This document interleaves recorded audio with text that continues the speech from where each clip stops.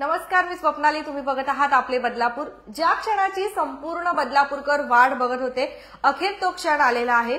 नगरसेवक पदासाठी असू द्या, नाहीतर नगर अध्यक्ष पदासाठी जे काही उमेदवार आहेत त्यांच्याशी थेट संवाद साधा. त्यांनी आतापर्यंत काय कामं केलेली आहेत आणि यापुढे ते काय कामं करणार आहेत. जनतेचे प्रश्न थेट नगरसेवक असू द्या, नाहीतर नगर अध्यक्ष, त्यांना तुम्ही विचारा, असे वारंवार प्रश्न येत होते. आणि आज आपण तेच करणार आहोत. जनता, आम्ही तुमच्या साईडनी आज नगरसेवक पदासाठी जे उमेदवार असतील त्यांना काही प्रश्न विचारणार आहोत. पुन्हा एकदा स्वागत आहे तुमचं आपले बदलापूरमध्ये.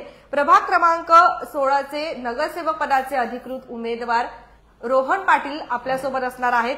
अर्थात त्यांच्याजवळ सध्याचं जे पद आहे ते आपण बघत असाल, ठाणे जिल्हा युवा सेना अध्यक्ष म्हणून जे आहे ते शिवसेनेच्या पदावरती विराजमान आहेत. मात्र आता अधिकृत उमेदवार म्हणून देखील प्रभाग क्रमांक 16 मधून निवडणूक यंदाच्या वर्षी लढवणार आहेत.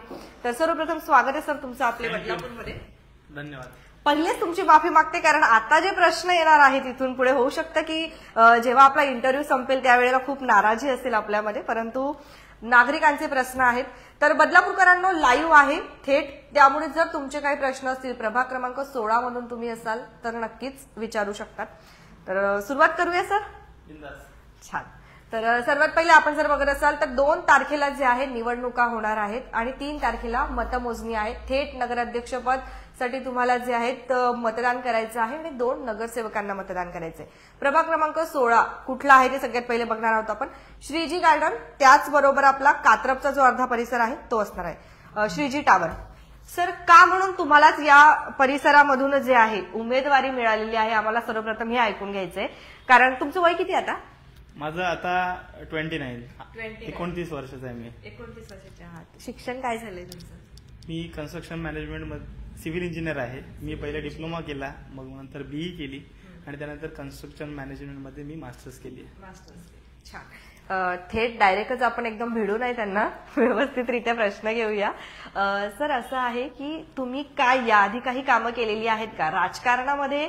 मी तरी तुम्हाला बघते तर मला तुम्ही फक्त दहीहंडीचा कार्यक्रम असू द्या, नाहीतर एंटरटेनमेंट म्हणून जो आहे तुमचा चेहरा समोर येतोय, अर्थात युवा म्हणून तुमचा चेहरा समोर येतोय. या व्यतिरिक्त तुम्ही समाज कल्याणासाठी काही केलेलं आहे का? नक्कीच केलेलं आहे, भरपूर केलेलं आहे. कदाचित मला वाटतंय तुम्ही पहिले आपल्या बदलापूरमध्ये नव्हते, पहिले तुम्ही तुमचं प्रोफेशन थोडा वेगळा होता. तर नक्कीच मनोज वैद्य साहेब आहेत, त्यांना माहिती आहे माझ्या कामाबद्दल. तर माझी राजकारणातली सुरुवात झाली 2018ला मी मास्टर्स करून मॉस्कोवरून रिटर्न आलो. त्यानंतर मला वामनदादांनी बोलून घेतलं आणि वामनदादांनी सांगितलं की तू मला एज्युकेटेड पोरं पाहिजेत, आता बस झालं हे, आता मला एज्युकेटेड पाहिजेत, मला विजनरी पोरं पाहिजेत. तू युवा सेनेचा शहर अध्यक्ष, त्या टायमाला शहर अधिकारी असायचे, तर शहर अध्यक्षपद तू घेशील का? तर मी पहिले माझ्या घरातल्यांना विचारलं, कारण माझा पॉलिटिक्सशी काही संबंध नव्हता. तर मी घरातल्यांना विचारलं घेऊ का? तर घरातल्यांनी पहिले थोडी काचकूच केली.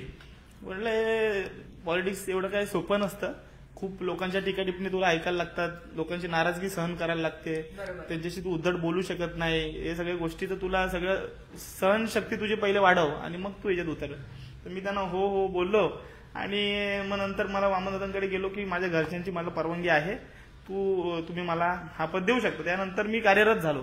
त्यानंतर माझं पद भेटल्यावर 2019ला मला हा पद मिळाला आणि पद भेटल्या पहिलाच प्रसंग पुराचा आलेला. बदलापूरमध्ये पूर आलेला जुलैमध्ये. संधी मिळाली म्हणजे तुम्हाला काहीतरी करण्याची? 100% संधी मिळाली. मला बोलवलं पण नव्हतं कोणी. मी ईस्टला राहतोय, पण मला शहराचं पद दिलं होतं. पूर आला होता, लोकांच्या घरात, बॅरेज परिसरात सगळ्यांच्या घरोघरी पाणी गेलेलं, सगळं भरपूरसा परिसर पाण्याखालीच होता, पूर्ण घाण, लोकांच्या घरात डोफे भरून चिखल. तेव्हा मी वामनदादांना स्वतःहून फोन केला. मला ते लहान लेखत होते, माझं वय हार्डली तेव्हा 22-23 वर्षाचा होतो मी. तर मी फोन करून त्यांना विचारलं की दादा आपण काय करू शकतो? ते माझ्यावरती हसले की तू काय करशील रे, तू काय करू शकतो, माझी मस्करी करत होते. काका मी थोडा प्रयत्न करू, आपण त्यांना काहीतरी मदत करायची. तर पहिले मी तिथे गेलो. तिथे गेल्यानंतर बघितलं त्यांना काय काय पाहिजे. मी एवढं काय मला राजकारणात आणि समाजकार्यांचा तेव्हा मी काय करत नव्हतो. मी नवीन एंट्री झालेली माझी राजकारणामध्ये. मी माझ्या मित्रांना घेतलं, माझी गाडी घेतली, माझ्या दादाची एक गाडी घेतली. आम्ही डिरेक्टली गेलो डीमार्टला. डीमार्ट मधनं आम्ही डिटर्जंट, कपडे, अन्न धान्य, पाण्याच्या बाटल्या, मॉब, भरपूर साबण, जे डेली युजेसला लागतात ते सगळ्या गोष्टी घेतल्या. थेट पोचलो तिकडे. त्याच्यानंतर वामनदादांना फोन केला, वामनदादा का तुम्ही या, आपण असं आणलेलं आहे, आपल्याला हे सगळं लोकांना वाटप करायचंय. तर वामनदादा बोलले का मी इथे नाहीये, त्या लोकांना मोबदला मिळून द्यायचा, मी तहसीलदारांकडे आलेलो आहे, म्हणजे ते कामामध्ये मी बिझी आहे. प्रियेश जाधव नगराध्यक्ष होते, तू प्रियेश जाधवना फोन कर. मी बोललो, मी तेव्हा प्रियेश जाधवना फोन केला, प्रियेश जाधव माझ्यासोबत आले. आम्ही लोकांच्या घरोघरी जाऊन जे जे गोष्टी पाहिजेत ते आणून दिल्या, ज्या नव्हत्या त्या अवेलेबल पण करून दिल्या, आम्हीच आणून दिल्या. पाण्याचे टँकर नेले मी, त्यानंतर पाण्याच्या बाटल्या, पिण्याचे पाणी नव्हतं कारण का सगळं ब्लॉक झालेलं, वॉटरच्या लाईन वगैरे सगळं ब्लॉक झालेलं, तर सगळ्या पिण्याच्या पाण्याची व्यवस्था नव्हती. पूर्ण टेम्पो, 2 टेम्पो भरून बिस्लरीच्या बॉटल्स देऊन आम्ही तिकडे गेलेले. म्हणायचं की तुम्ही याच्यामध्ये काम केलं आहे, कोविडमध्ये काम. ही माझी सुरुवात होती, मी पुरामध्ये सुरुवात केली. त्याच्यानंतर दुसरा प्रसंग आलेला कोविडमध्ये. कोविडमध्ये सगळे युवा नेते, जे स्वतःला युवा नेते बोलतात ना, कुठे होते? युवा नेते सोडा, कुठे होते बाकीचे लोक? पण सर ऐका ना, जे तुम्ही बोलतात की पूरग्रस्तांना तुम्ही मदत केली, ते केली, पण ते माणुसकीच्या नात्याने तर तुम्ही ते करूही शकत होता. मग तुम्हाला असं वाटतं का की तुम्हाला त्याच्या बेसिसवरती बदलापूरकरांनी आता वोटिंग केलं पाहिजे? मी त्याच्या बेसिसवरती वोटिंग मागायला तुमच्या समोर आलोच नाहीये. मी वोटिंग काम काय केलंय, की रस्ते केले आहेत, की कोणाला काही बांधून दिलेले आहेत, घरं असू द्या, कोणी असं घरकुल कोणाचं मंजूर करून दिलं, नेमकं केलं काय आहे असं सांगतो ना. तुम्ही पहिली गोष्ट तर मी राजकारणामध्ये या गोष्टीच्या बेसिसवरती आलेलो नाहीये. माझी पार्श्वभूमी तुम्हाला माहिती नसेल, माझे काका 1995 पासून, म्हणजे वामनदादांना पण सिनियर आहेत ते, 1995 पासून शिवसेनेचं काम करते, तेव्हापासून ते नगरसेवक आहेत. आणि बदलापूरमध्ये जेव्हा हा कात्रप परिसर पूर्ण एकच वॉर्ड होता, त्या टायमाला 33 रस्ते होते, एकही रस्ता नव्हता, फंड्स जास्त नव्हते, तरी पण माझ्या काकांनी पूर्ण हे रस्ते त्या टायमाला पूर्ण बनवून घेतले. त्यानंतर जिथनं मागून एक ओहळ होता, तिकडचं पाणी इकडे ऑब्स्टेकल असल्यामुळे पूर्ण कात्रपमध्ये पाणी भरायचा, ही पण गोष्ट माहिती नसेल कोणाला. मी लहान होतो, मला माहिती नव्हतं. गुरुप्रेम हा पाटचा परिसर असेल, भाग्यदेव असेल, त्या परिसरात पूर्ण पाणी भरायचं, त्यांच्या लोकांच्या घरात पाणी जायचं. म्हणजे लोकांना वाटत असेल का वेस्टलाच पाणी भरतो, असं नाही, पहिले ईस्टला पण पाणी भरायचा. तर पूर्ण तो नाळा बनवण्याचं काम केला. गार्डन, उद्यानांवरती भरपूर टीका होतात, तुम्हाला तर माहिती, उद्यानांवरती टीका झालेली आहे. ते उद्यानाची कामं सुद्धा आम्ही करणार, खुले कधी करणार तुम्ही? उद्यानं आमची बहुतेक खुल्लीच होती. आता पावसामुळे तुम्हाला माहितीये, झाडं उगवतात, ते रस्ट लागतं, गंज लागतात इन्स्ट्रुमेंट्सला, त्याला तर आपण त्याच्यापासून तर आपण काही करू शकत नाही ना. तर ते प्रिकॉशनसाठी आम्ही कोणाला हानी होऊ नये म्हणून झाडं वाढलेत, तिथे जीवजंतू, साप निघतात, असे भरपूरसे तिथे किडे मकोडे येतात, जेणेकरून लहान मुलांना कुठे जे आहेत तुमच्यावरती त्या गार्डनला घेऊनच टीका करतात की तुम्ही ती गार्डन बांधली पण ती उघडीच केलेली नाही, बंदच आहेत ती गार्डन. विरोधक जे टीका करतात ना, ते आता आले तिथे राजकारणामध्ये टीका करायला. 6 महिने इलेक्शन लागले, आमदारकीला त्यांनी बूथ लावला म्हणून त्यांना वाटलं की आम्ही नगरसेवक झालो. आमदारकीला बूथ लावायला कोणी नव्हता इथे, आमदारांचा बूथ लावायला इथं माणूस सापडत नव्हता, म्हणून आमदारांनी त्यांना बूथ लावायला सांगितलं. आणि त्या बेसिसवरती ते आता त्यांना वाटतं की आम्ही नगरसेवक होणार इथनं. ते भ्रमामध्ये, आणि ते टीका करतात ना आमच्यावरती का गार्डन हे कराय. तुम्हाला गार्डनचं काय माहिती, त्याची हिस्ट्री? पहिले तो भूखंड आमच्या गावातल्या लोकांचा होता, भांडे लोकांचा होता, घोरपड्यांचा होता. 3 गार्डनचे रिझर्वेशन आहेत. कुठल्या वॉर्डामध्ये 3 गार्डन आहेत सांगा? 3 गार्डनचे रिझर्वेशन होते. माझ्या काकांनी गावातल्यांची भांडण करून ती जागा नगरपालिकेच्या हवाले केली. नगरपालिकेने त्यांना तिथे कंपाऊंड घालून तो पहिले हँडओव्हर केली नगरपालिकेला. त्याच्यानंतर त्यांची फंड आणला. बदलापूरमध्ये फक्त राम पातकर यांच्या वॉर्डामध्ये गार्डन होता. त्याच्यानंतर दुसरा गार्डन झालाय तो अशोक भांडे उद्यान.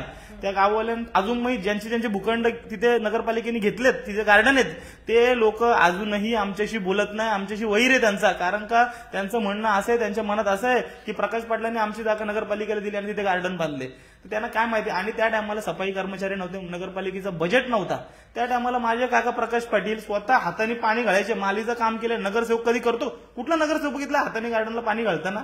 ते खेळणे, तो गार्डन स्वतःच्या पोरासारखा प्रकाश पाटलांनी जपलाय. जाऊन आजूबाजूच्या लोकांना विचारा, आजूबाजूच्या लोकांनी एवढा प्रेम, त्यांनी बघितलेली मेहनत, ते अजून पण त्यांचं आमच्यावरती एवढा प्रेम आहे, माझ्या काकांवरती एवढा प्रेम आहे ना, का यांनी सगळ्यांनी जाऊन तिथे किती मिटिंग घ्या. ते बोलले आमच्या इथे मिटिंग घ्यायला येऊ नका, निवडणुका लागल्यात म्हणून. आम्ही बघितलेलं प्रकाश पाटलांनी काय केलेलं आहे, सूरदास पाटलांनी काय केलेलं आहे, आम्हाला या घराण्याबद्दल माहिती आहे.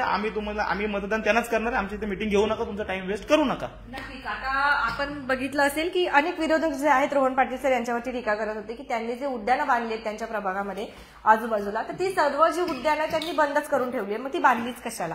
तर त्याचं त्यांनी स्पष्टीकरण दिलेलं आहे. परंतु अनेक असे प्रश्न आपल्याकडे आहेत की त्यांना यंदाच्या वेळेस बदलापूरकरांनी का मतदान करायचं? सर, दहीहंडी असू द्या, दिवाळी पहाट असू द्या, दिवाळी पहाटचा कार्यक्रम जे आहेत अपक्ष जे आहेत ते गेल्या कित्येक वर्षांपासून करतायत. आता बोलायला नको, परंतु कात्रप परिसरामध्ये कित्येक वर्षांपासून ते दिवाळी पहाटचा कार्यक्रम करतात. आता असं देखील बोलले जात आहे की तुम्ही त्यांचं बघून दिवाळी पहाटचा कार्यक्रम यंदाच्या वर्षी केला, त्याच्याबद्दल तुम्ही काय बोलले?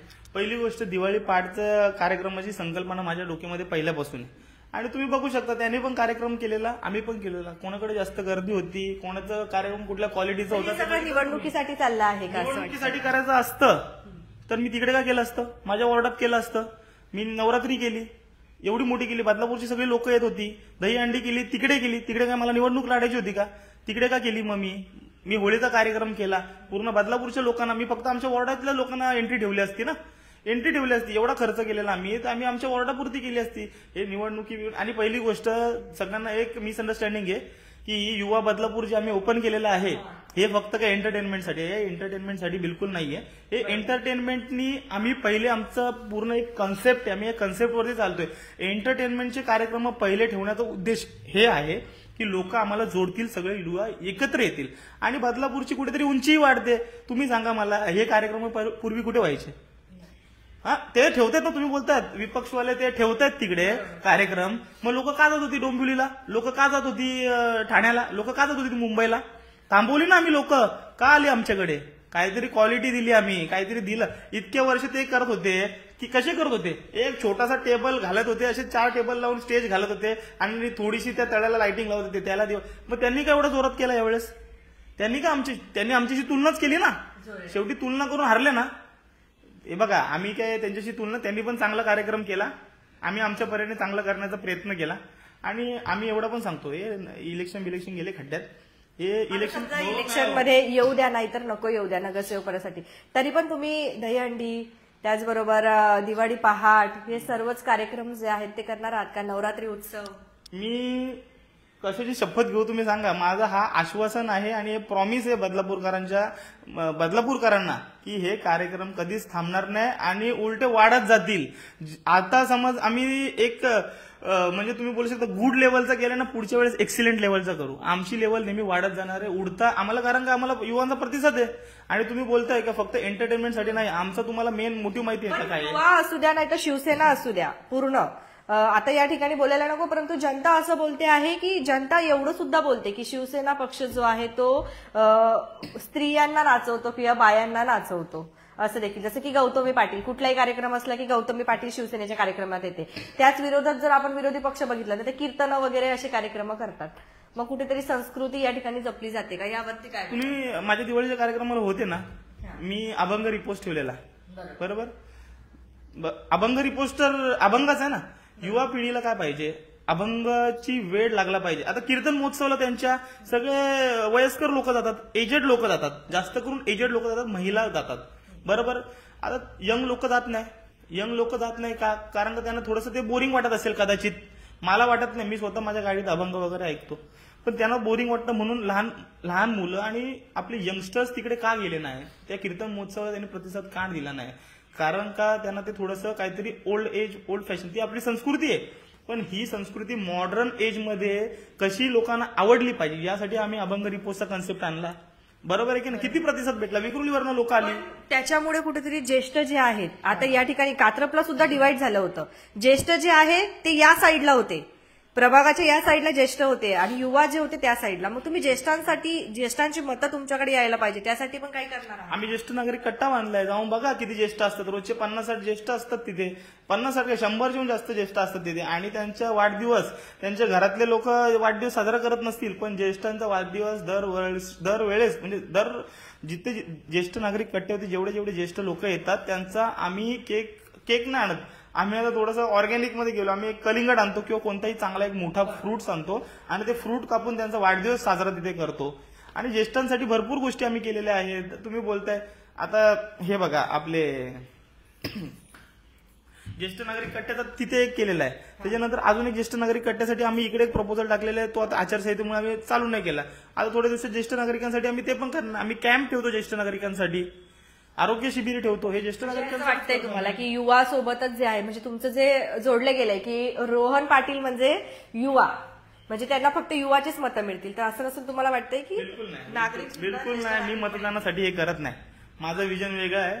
मी बाहेर देशात फिरत असतो, मी युरोपला असतो, युकेला असतो. माझे बरेचसे मित्र मास्टर्स डिग्री जेव्हा मी घेतल्या त्यानंतर भरपूर लोक माझे भरपूरसे क्लासमेट्स, माझे मित्र जवळचे ते सगळे बाहेर सेटल आहेत. आम्ही भेटत असतो.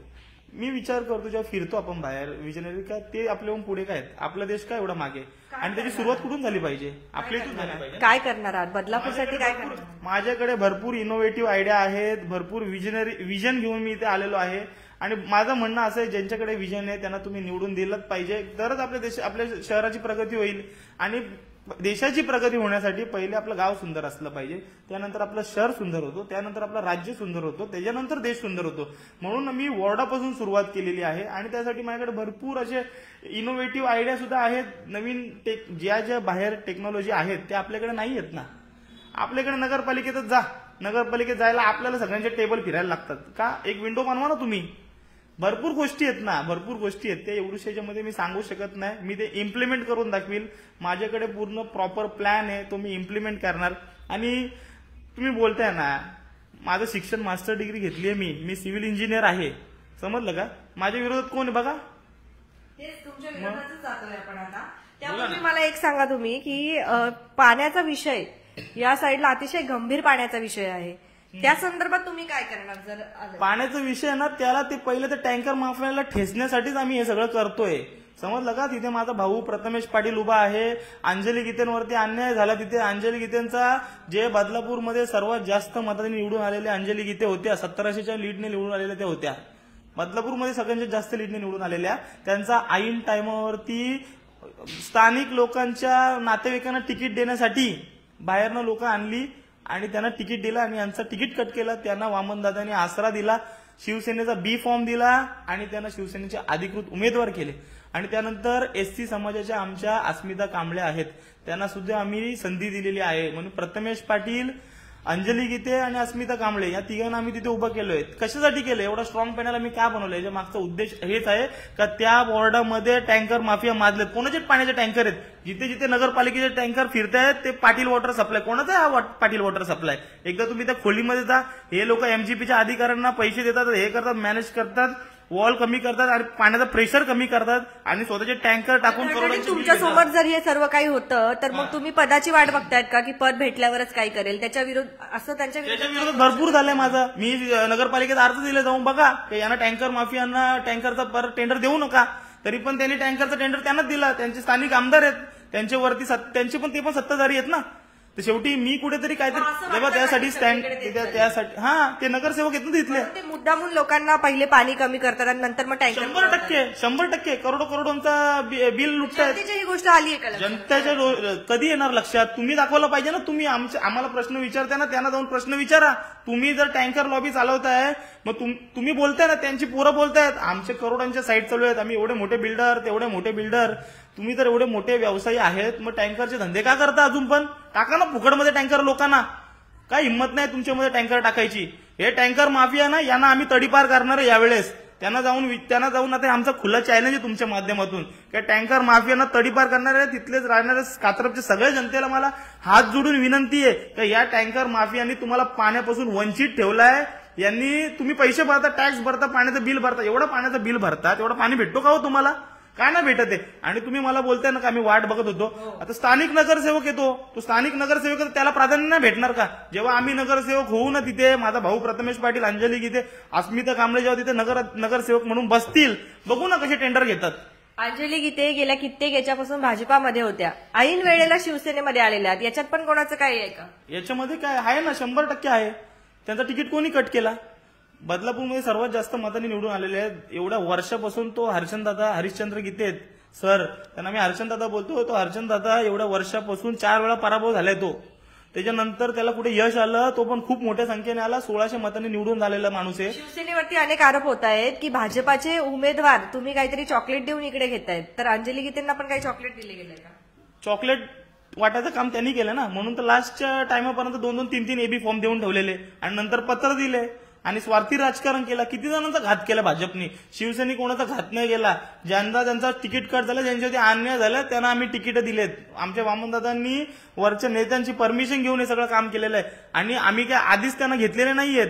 त्यांचे तिकीट कट झालेत, त्याच्यानंतर ते आमच्याकडे आलेत. कारण का त्यांचं कार्य लोकांच्या मनामध्ये ते आहेत, ते निवडून आले पाहिजेत म्हणून आम्ही त्यांना तिकीट दिली. तुमचं म्हणणं आहे तुम्ही कोणाचा घात नाही केला, पण एकाच घरामध्ये 2-2, 3-3 तिकीट दिले. जसं की तुमचंच उदाहरण घेतलं तर तुम्ही स्वतः एका वॉर्डातून लढताय आणि बाजूच्याच वॉर्डातून तुमच्या भावाला तिकीट मिळालंय. मग या संदर्भात काय? माझ्या भावाचं बद्दल तुम्हाला सांगायचं झालं, माझ्या भावाच्या विरोधात पण सिव्हिल इंजिनियर आहे. माझा भाऊ सुद्धा मेकॅनिकल इंजिनियर आहे. बरोबर. माझा भाऊ क्वालिफाईड आहे. तो 6 वर्ष त्यांनी डिग्री कंप्लीट केले. समोरच्या माणसांनी 12 वर्ष झाले डिग्री अजून नाही. विचारा जरा सर्टिफिकेट आहे का नाही हातामध्ये, का असं सिव्हिल इंजिनियर लावतोय ते बघा. आणि माझ्या भावाचं कार्य आहे, तो फिरतोय सगळीकडे. तो लॉकडाऊनच्या वेळेस पण फिरत होता, लोकांची मदत करत होता. याच्यामध्ये पूर होता तेव्हा पण माझ्यासोबत होता तो तिथे. आणि पहिली गोष्ट, त्यांच्या विरोधात त्यांना बिनविरोध गेली असती. त्यांच्या विरोधात भक्कम उमेदवारच सापडत नव्हता पहिले स्टार्टिंगला. कारण का ते सगळ्यांना लोकांना पैशांना आम्ही द्यायचे का पैसे. हे बघा, आम्ही उमेदवार देत होतो दुसरे, पण ते पैशांचा आम्हीच द्यायचे. 40 लाख देतो, 50 लाख देतो, मागे घ्या. आम्हाला बिनविरोध द्यायचा नव्हता. आम्हाला माहितीये प्रथमेश पाटीलला 1 करोडचा जरी आमिष दिला तरी तो मागे घेणार नाही. तो लढत राहील, तो योद्धा आहे. एवढा मोठा पॅनल होता, तिन्ही बीजेपीचे नगरसेवक. दिला ना मी, माझा भाऊ रिस्कच घेतली ना. वरून मात्रे दिला ना वामन शेटनी त्यांच्या विरोधात. ही रिस्क घेतलेली ना आम्ही. पण आता रिस्क होती, आता ते रिस्क मध्ये आलेत. जेव्हा प्रथमेश पाटील उतरला, अंजली गीते उतरले, अस्मिता कांबळे उतरले, आता त्यांचा पॅनल रिस्क मध्ये आला. त्यांचं म्हणणं आहे की अस्मिता कांबळे जे आहेत त्यांना पण तुम्ही ऐन वेळेवरती राष्ट्रवादी काँग्रेस पक्षामधून इकडे ओढलेला आहे, फोडलाय पक्ष, तुम्ही इकडे घेतलाय. तसं आम्ही घेतलं. तुम्ही तुमच्याकडे उमेदवार नव्हते, शेवटच्या क्षणापर्यंत तुम्ही त्या वॉर्डात उमेदवार. बघा, दामले साहेब माझे चांगले मित्र आहेत. मी त्यांना मोठ्या भावासारखा मानतो. दामले साहेबांनी त्यांना आश्वासन दिलं होतं की मी तुम्हाला तिकीट मिळवून देण्याचं काम करेन. अस्मिता कांबळे ह्या एवढ्या ऍक्टिव्ह महिला अध्यक्ष होत्या, शहर अध्यक्ष होत्या, त्या एवढ्या ऍक्टिव्ह होत्या का आम्हाला वाटतं आम्ही बॅनर नव्हतो लावत, पण प्रत्येक महिलाच्या सुखदुःखात जाणारी ती बाई होती. एससी समाजाची आहे म्हणून तिला काय थोडंसं बाजूला ठेवा का, एससी पडला तरच असं नाही केलं. आम्ही दुसरी पण देऊ शकलो असतो ना, कोणीतरी आमच्या घरातली दिली असती मग तुम्ही बोलताय तर. पण एससी समाजाला पण न्याय भेटला पाहिजे म्हणून आम्ही दिली त्यांना. आणि त्यांना तिकडनं तिकीट दिलं नाही ना यांनी. आश्वासन दिलेलं तुम्हाला तिकीट देऊ, मग त्यांना तिकीट. उमेदवार आले त्यांना भाजपामधून तिकीट नाही मिळालं म्हणूनच ते आलेत. प्रश्नच नाही. त्यांना तिकीट, त्यांचं कार्य होता, त्यांना अपेक्षा होती की आम्हाला तिकीट मिळेल, आमच्या मागे लोक आहेत. पण भारतीय जनता पार्टीच्या स्थानिक लोकांनी स्वतःच्या स्वार्थासाठी स्वतःच्या माणसांना, जवळच्या लोकांना तिकीट दिली आणि यांची तिकीट कट केली. मग आता कुठेतरी त्यांना पण खांदा देण्याचं काम. घराणेशाही शिवसेनेमध्ये चालूच आहे, कारण असं जनता बोलते. एकेका घरामधून 2-2, 3-3 जण तुम्हाला मिळतायत. तुम्ही झाले, त्यानंतर वैशाली पाटील झाल्यात, प्रथमेश पाटील तुमचेच सख्खे भाऊ झालेत. आणि या सगळ्यांच्या विरोधात जर आपण बघत असाल तर संभाजी शिंदे, उर्मिला शिंदे यांच्यासोबत तुमची लढत आहे. तुम्हाला वाटतं का, अभ्यासू व्यक्तिमत्व आहे भाजपाचे, बलाढ्य आहेत आणि त्यांच्याकडे जर बघत असाल अभ्यास तर खूप आहे, तर तुम्हाला वाटतं का की तुम्ही युवा असून त्यांच्या पुढे ही लढत तुमची चालणार आहे? तर काय वाटतं? संभाजी शिंदेला माझ्या काकांनी पहिले पराभूत केलेलं आहे. तुम्हाला माहिती नसेल, तुम्ही तेव्हा न्यूज रिपोर्टिंग करत नसाल. ते एकदा पराभूत झालेले, साम दाम दंडभेद, भरपूर पैशांचा वापर केला. माझ्या काकांना लोकांनी वर्गणी काढून निवडून दिलेला. ही आमची ताकद आहे. आणि संभाजी शिंदे, तुम्ही घराणेशाही बोलताय ना, संभाजी शिंदे का 2 लढवतोय? मग एक लेडीज त्याची इकडे लढवतोय, एक जेंट्स त्याने तिकडे लढवतोय. हे तर आमचे पारंपरिक, आम्ही लोकांची सेवा केलेली आहे म्हणून आम्ही लढतोय. आणि आम्ही माझ्या भावाला तिकडे रिस्कवरती टाकलेला. तिकडे कोणी उमेदवारी घ्यायला रेडी नव्हता. 3-3 भाजपचे नगरसेवक होते तिथे, कोणी उमेदवारी घ्यायला रेडी नव्हता म्हणून आम्ही उमेदवार दिला ना. आम्ही काही सेफ साईड मध्ये टाकले का? आम्ही सगळे रिस्क मध्ये घेतले ना, रिस्कच घेतले ना. त्याचा करिअरची सुरुवात आहे. त्याच्या करिअरच्या सुरुवातीमध्ये आम्ही त्याला 3 बीजेपीच्या स्टँडिंग नगरसेवकांच्या समोर पाठवलं. लोक त्यांचा चेहरा देखील ओळखत नाही प्रथमेश पाटीलचा अजून. तर तुम्हाला वाटतं का की तुम्ही त्यांना उमेदवारी देऊन तिथे योग्य केलं? असं तुम्हाला वाटतं चेहरा ओळखत नाही? प्रथमेश पाटीलला इकडचा बच्चा ओळखतो. तुम्ही जाऊन विचारा. आमचा जन्म इकडे झालाय, आमचं शेवट पण इकडेच होणार आहे. आणि प्रथमेश पाटीलचं वय 26 वर्ष आहे आणि तो पूर्ण वॉर्डात फिरतो. त्यांनी लोकांची कामं केलेली आहेत. प्रत्येक बिल्डिंग मधले पूर्ण सोसायटी त्याला सपोर्ट करतायत. बोलतात का दादा आमचा पूर्ण पाठिंबा तुमच्या. मला असं वाटतंय का की संभाजी शिंदे आणि उर्मिला शिंदे यांना तुम्ही टक्कर देऊन तुम्ही दोन्ही भाऊ जे आहेत तुम्हाला तिकीट मिळू शकतं? संभाजी शिंदे तिकडे उभा आहे, तो त्याच्या विरोधात त्यांचे शहर अध्यक्ष भाजपचे जे होते ते आता आपल्यामध्ये आलेले संजय भोईर त्यांच्या विरोधात आहेत. ते अभ्यासू आहेत. संभाजी शिंदेपेक्षा जास्त अभ्यासू संजय भोईर आहेत. त्यांचं कार्य संभाजी शिंदेपेक्षा जास्त आहे. संभाजी शिंदे काही एवढा स्ट्रॉंग नाहीये. संभाजी शिंदे फक्त 80 मतांनी निवडून आलाय. आमचे बाबू पालांडे होते, त्यांच्या विरोधात तो 80 मतांनी निवडून आलेला आहे. आणि त्याची बायको संभाजी शिंदेची जी मिसेस आहेत त्यांना मी काकू बोलतो, उज्ज्वला शिंदे, तिथे त्यांचा इथे काहीच संबंध नव्हता. इकडे कोणी कॅन्डिडेट भेटत नव्हता म्हणून त्यांना इकडे कॅन्डिडेट संभाजी शिंदेनी अट टाकलेली. कारण का माझ्या विरोधात जे कॅन्डिडेट आहेत त्यांनी सांगितलेलं मला कोणीतरी चांगला कॅन्डिडेट द्या, नाही तर मी लढवत नाही. मग आम्हाला बिनविरोध नाही द्यायची म्हणून त्याला होल्ड करायला लावला. आणि संभाजी शिंदेना अट टाकली, तुला जर तिकडे तिकीट पाहिजे असेल तर तू तुमच्या बायकोला इकडे उमेदवार दे.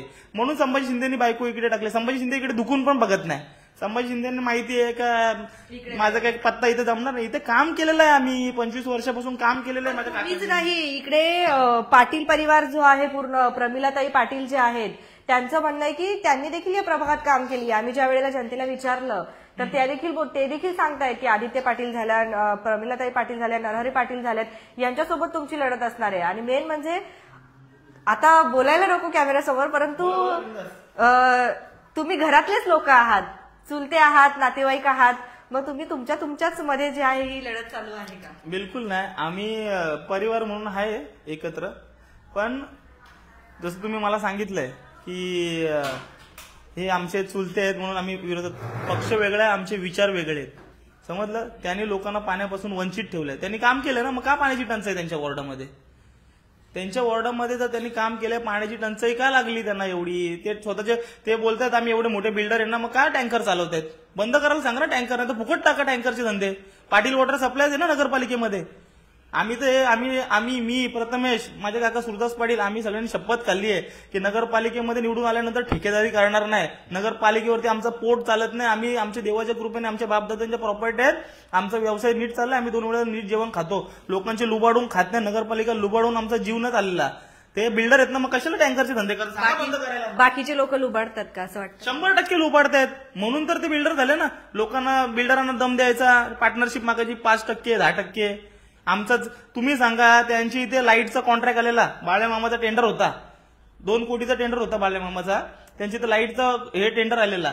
त्यांनी मागणी केली नरू पाटलाच्या पोरांनी, त्यांनी की 10% आम्हाला नगरसेवकाचे 10% द्या आणि 25% पार्टनरशिप द्या. ती लाईट लागलीच नाही, बाळ्या मामाच्या माणसाने दुसरीकडे नेऊन लावली. लाईव्ह मध्ये आरोप करताय, तुम्हाला याचं जे आहे स्पष्टीकरण नाही माझ्याकडे.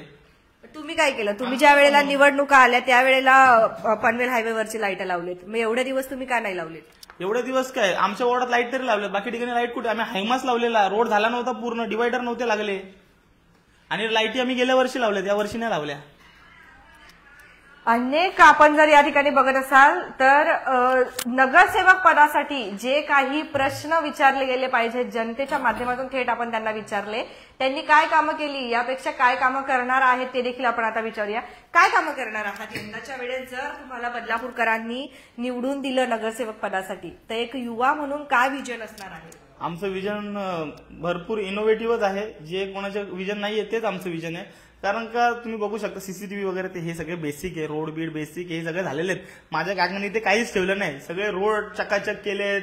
लेडीज जिम आहे, जेंट्स जिम आहे, आमच्याकडे सगळं आहे, सगळं झालेलं आहे. उद्यानात थोडीशी आमची आता तुम्ही जे बोलतायत ते आता झाडं वाढलेले आहेत, त्याच्यामध्ये पावसाळ्याचे दिवस होते, पाऊस जास्त वेळ चालला म्हणून आम्ही, नाही तर इतक्याला आमचं उद्यान चालू असतो. एवढ्या वर्षापासून उद्यान चालू आहेत. आणि तो वरचा उद्यान आहे जिथे आपण आता पूर्ण टेनिस कोर्ट वगैरे सगळे ते केलेले आहेत, स्पोर्ट्स क्लब बोलू शकतो आपण त्याला. त्याचं उद्घाटन आम्ही केलं नाही. निवडणूक आल्या आम्ही त्याचं पण उद्घाटन करू शकलो असतो, पण त्याचं काम पूर्ण झालं नाही. 50 लाखाचा फंड बाकी आहे, म्हणजे फंड आलेला आहे पण आचारसंहिता लागली, त्याचं काम अपूर्ण आहे. आम्ही घाई तो पण करू शकलो असतो, पण आम्हाला हे कुठेही चुकीचं काय घडवायचं नव्हतं म्हणून आम्ही हे सगळं केलंय. काही पाण्याच्या टाक्या ज्या आहेत त्या तुम्ही तुमच्याच याच्याने उद्घाटन केलं किंवा असं बोलले जातंय, तुमच्या नावावरही नव्हत्या, तुमचं काही संबंध नव्हता, तरी पण तुम्ही क्रेडिट घेण्यासाठी त्या ठिकाणी गेल्यात. ती टाकी कोणी बांधली, काय बांधली, त्याला क्रेडिट कोणाचं आहे आणि तुम्ही घेऊन पडतायत ते, असं बोलले जातंय. जलमंत्री कोण आहेत? गुलाबराव पाटील साहेब आहेत, बरोबर की नाही? आणि त्या टायमाला ज्या टायमाला ते टाक्यांचं कामं सँक्शन झालेले त्या टायमाला मुख्यमंत्री शिंदे साहेब होते. तर आमच्या नेत्यांनी दिलेले क्रेडिट आम्हीच घेणार का त्यांनी घेणार का? आणि त्यांनी तर टाक्या बांधल्यात ना, त्या टाकी जी कात्रपची टाकी आहे ती जागा कोणाची होती माहिती आहे का तुम्हाला? तिथे हिस्ट्री माहिती आहे का तुम्हाला? तिथे रिझर्वेशनची जागा होती, ती जागा आमच्या नावावरती होती, माझ्या आजोबांच्या नावावरती, धर्म पाटील यांच्या नावावरती होती. आणि रिझर्वेशनची जागा कोणत्याही कामाला द्यायच्या आधी तिथे पहिले त्या स्थानिक 7/12 होल्डर जो असतो त्याची परमिशन घ्यायला लागते. ती जागा आम्ही नगरपालिकेला टाकीसाठी आम्ही परमिशन दिली आणि तिचा तुम्ही भूमिपूजन बघा, तेव्हा भूमिपूजन माझ्या आजोबांच्या हस्ते, माझे काका प्रकाश पाटील असो, सूरदास पाटील असो, यांच्या हस्ते तो भूमिपूजन झालं. आम्ही टाकीसाठी जागा दिलेली. बाकी लोक रिझर्वेशन वरती काय करून बसलेत बघा, ऑफिस टाकलेत, कब्जा करून बसलेत, गार्डन प्लॉट वरती कब्जा करून बसलेत. आम्ही हे सगळे धंदे केले नाही कब्जा बिब्जा करायचे. आम्ही जे लोक, आम्हाला माहिती आहे पाण्याची समस्या आहे आणि पाणी लोकांना देणं म्हणजे सर्वात मोठं पुण्याचं काम आहे, म्हणून आम्ही टाकीला जागा सुद्धा दिली. आणि आम्ही एवढी पण मागणी नाही केली की आमच्या आजोबाचं नाव द्या, याचं नाव द्या. आम्ही बिलकुल ही सगळी मागणी पण नाही केलेली. टाकीवरती नगरपालिकेचं नाव आहे, आमची जागा असून आम्ही जागा दिलेली. काही फक्त बोलाय पुरतं असतं. एकदा नगरसेवक पद आलं की तुम्ही पण टँकर माफियाचीच कामं करणार असं बोलले जात आहे. तुमच्या माध्यमातून आता मी सगळ्यांना सांगतो, ज्या दिवशी माझा कुठला टेंडर असेल स्वतःचा किंवा मी टँकर घेतले किंवा माझ्या कुठल्या जवळच्या माणसाला टँकरचा टेंडर गेला ना, मी तिथेच राजीनामा देऊन टाकील. मी हे लुटायचे काम करत नाही. माझ्या वडिलांचा चांगला व्यवसाय आहे, मी चांगला व्यावसायिक आहे. देवाने आम्हाला चांगलं दिलेलं आहे. आम्हाला नगरपालिका लुटायची भीक लागलेली नाही. आम्ही हे भिकारी धंदे करणार नाही. जे करतात त्यांना पण करून देणार नाही. बदलापूरकरांनो, तुमचे काही प्रश्न असतील तर नक्कीच सांगत चला. बघत रहा आपले बदलापूर. संपूर्ण प्रश्न आपण नक्कीच घेतलेले आहेत. सर, शेवटचा थोडक्यात बदलापूरकरांना काय सांगाल? त्यांच्या मनात जे काही प्रश्न होते, निगेटिव्ह असू द्या पॉझिटिव्ह, सगळे काही दूर झालेले आहेत. सर्वात शेवटचं बदलापूरकरांना काय सांगाल? जर तुम्हाला नगरसेवक पदासाठी तुम्ही निवडून आलात तर काय कराल, किंवा बदलापूरकरांना काय सांगाल? पहिली गोष्ट तर आम्हाला, आमचा मेन एम आहे स्वच्छ आणि सुंदर कात्रप. माझा प्रभाग पहिलेच मी सुंदर करायचा प्रयत्न करा. माझ्या प्रभागाचा आदर्श हा बदलापूरच्या म्हणजे दुसऱ्या प्रभागांनी घेतला पाहिजे आणि जेणेकरून त्यांचे प्रभागही सुंदर झाले पाहिजेत आणि सुंदर बदलापूर, स्वच्छ बदलापूर हा तर आमचा मेन एम आहे. अजून हेल्थ रिलेटेड ज्या गोष्टी असतील, शिक्षणाच्या दिवशी आमचे श्रीकांत शिंदे साहेब आले, त्यांनी सांगितलेलं जे तुम्ही रोडला एवढा फोकस करतायत, लाईटला फोकस करतायत, तेवढाच फोकस तुम्ही गव्हर्नमेंटच्या शाळेना करा. आता नगरपालिकेच्या माध्यमातून जे शाळा आहेत तिथे थोड्या शाळा तुम्ही बघू शकता, बहुतेक शाळांमध्ये चांगल्या सुविधा नाहीयेत. वॉशरूम घाण असतात, वास येतो, चांगला कलर नाहीये, कुठे प्लॅस्टर निघालाय. तर सर्वात पहिले ज्या आमच्या प्रभागामध्ये, आमच्या आजूबाजूला ज्या नगरपालिकेच्या शाळा आहेत त्यांना आम्ही पहिले सुंदर करण्याचा प्रयत्न करू. जेवढ्या आम्हाला फॅसिलिटीज त्यांना देता येतील त्या करू. हेल्थ रिलेटेड फॅसिलिटीज आहेत, आपलं सरकारी हॉस्पिटल आहे, तिथे सोनोग्राफीची मशीन नाहीये, ते टेंडर चालू आहेत.